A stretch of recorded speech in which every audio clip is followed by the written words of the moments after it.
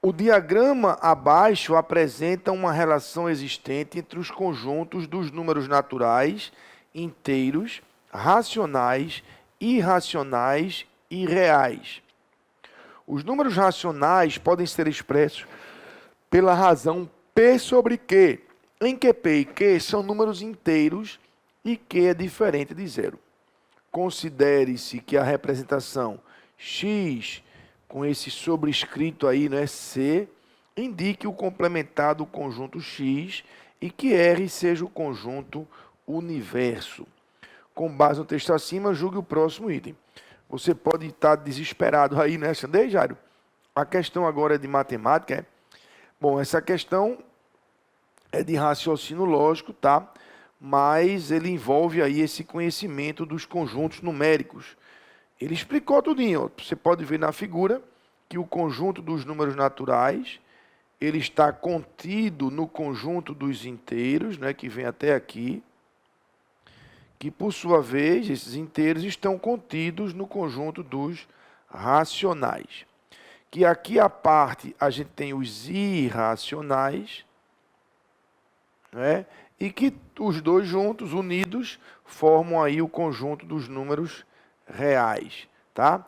Isso aqui está dizendo que os naturais estão contidos nos inteiros e os inteiros estão contidos nos racionais, ok? A gente vai usar pouco isso aí. Na verdade, eu só quero que você entenda daqui que se o número for real, ó, o conjunto dos reais, gente, só para ficar, eu acho que você já entendeu, mas os reais compreendem isso aqui, ó, tá?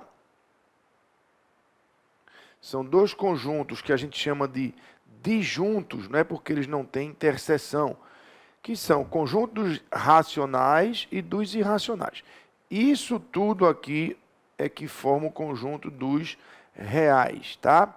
Então, o que é que você já pode entender daqui? Que todo número real, ou ele é racional, ou ele é irracional, não é? Se ele está aqui nesse amarelão, se não tiver no lado esquerdo, ele está no lado direito. Se não tiver no direito, está no esquerdo. Porque se ele é real, não tem outra possibilidade. Ou ele é racional, ou ele é irracional. Ok? Fácil de perceber pelo próprio diagrama que a questão trouxe, não é? Mas vamos ver o que é que ele afirma aí. É uma questão de certo ou errado. Do ponto de vista lógico, o período não pertence ao conjunto dos números racionais, nem ao conjunto dos números irracionais, mas pertence ao conjunto dos números reais. É uma contradição. Ora, vê, vamos imaginar aqui. X não pertence aos racionais e nem quer dizer e não, né? E também não pertence aos irracionais, tá? Não pertence aos racionais e não pertence aos irracionais, quer dizer, nem pertence aos irracionais. Mas, quer dizer, e, lembram disso? O mais pode ser aí, substituído por um i, é uma conjunção. Pertence ao conjunto dos reais. Ele afirma que isso é uma contradição. O que é uma contradição? O que fica sempre falso, não é? Pensando na tabela verdade, não é? E olha o que acontece, gente, vê. Se isso aqui for verdade, se o x que ele fala aí, né, o elemento qualquer, não pertencer ao lado esquerdo dos racionais, nem ao direito dos irracionais, dizer que ele pertence aos reais é falso. Não é verdade? Porque se ele não está nem no conjunto dos racionais e também não está nos irracionais, o lado esquerdo aqui, esse lado ficaria verdadeiro, mas aqui o direito x pertence a R ficaria falso, o que deixaria esse i falso, porque, como você bem sabe, um i, para ser verdadeiro, ele precisa dos dois lados verdadeiros, tá? E tem mais. Se esse lado de cá for verdade, quer dizer, se x pertence a R for verdade, dizer que ele não pertence aos racionais e nem aos irracionais é mentira. Percebeu? Nesse I que a gente tem aqui, um lado está desmentindo o outro, não é? Então, quando um fica verdadeiro, o outro fica falso. Percebeu? E aí esse I seria sempre falso, e por isso que dizer que é uma contradição está certo. De fato, isso aí está certo. Ok? Era como se eu dissesse algo assim, vou, mas não vou. Vou, mas não vou. Ora, se eu for de verdade, aqui fica falso. E se eu não for de verdade, aqui fica falso. Como isso aqui é um I, você vai ter sempre V e F ou F e V. Isso vai dar sempre falso, portanto, é uma contradição, gabarito, item certo. Beleza? Próxima. Considerando que a afirmação nenhum pescador sabe nadar não é verdadeira, é correto concluir que, ou seja, ele está, observem bem, ele está negando essa ideia de que nenhum sabe.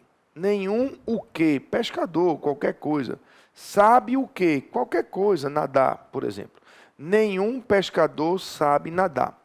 Se isso é mentira, a gente quer negar o quantificador nenhum.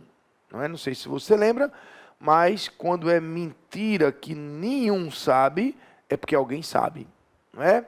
Então, dizer que é mentira que nenhum pescador sabe nadar, é porque pelo menos um pescador sabe nadar. Ou seja, há pelo menos um pescador que sabe nadar. Ok? Essa bem rápida, né? Solução bem instantânea. Era só saber aí a negação dos quantificadores. Próxima. Suponha que a negação da proposição você é a favor da ideologia X, seja você é contra a ideologia X. A proposição condicional, se você é contra a ideologia A, então você é a favor da ideologia C, equivalente a. Bom, está muito claro que ele pede aqui uma equivalência, tá? Uma equivalência do se então, tá? Ele quer que você marque uma equivalência do se então. Agora, ele começou o enunciado dizendo que vai considerar o quê? Ser contra como uma negação de ser a favor. Não é? A gente comentou isso no curso, que a lógica admite que você negue uma proposição com um antônimo, tá? Com um antônimo. Então, se eu digo João é rico, negue, João é pobre. Não é? Maria é alta, negue, Maria é baixa. A luz está ligada, a luz está desligada. Tá? Você é a favor, você é contra. Tá? Então, ele está dizendo isso aí. E pede uma equivalência para isso. Se você é contra a ideologia A, vamos botar aqui C, A. Se você é contra, então você é a favor da ideologia C. Tá? Ele pede uma proposição equivalente a essa. Bom, quando a gente tem a equivalência de um condicional, a gente pode pensar em duas possibilidades. Lembram? A primeira é a que se chama modus tollens.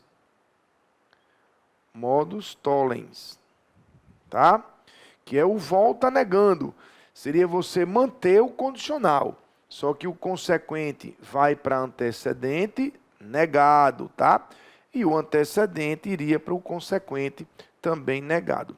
Isso mantém a estrutura num se então, tá? Mantém no se então. A segunda possibilidade é a que troca o condicional por um ou. não é? Aqui troca por um ou, onde a gente nega a primeira ou repete, mantém a segunda, tá? Quando é que eu vou saber se é para usar uma ou outra? Na verdade, você pode usar a que você quiser, né? Mas como a questão é de gabarito, você olha as alternativas. Não tem nenhuma opção aí que se mantém no se então, não é?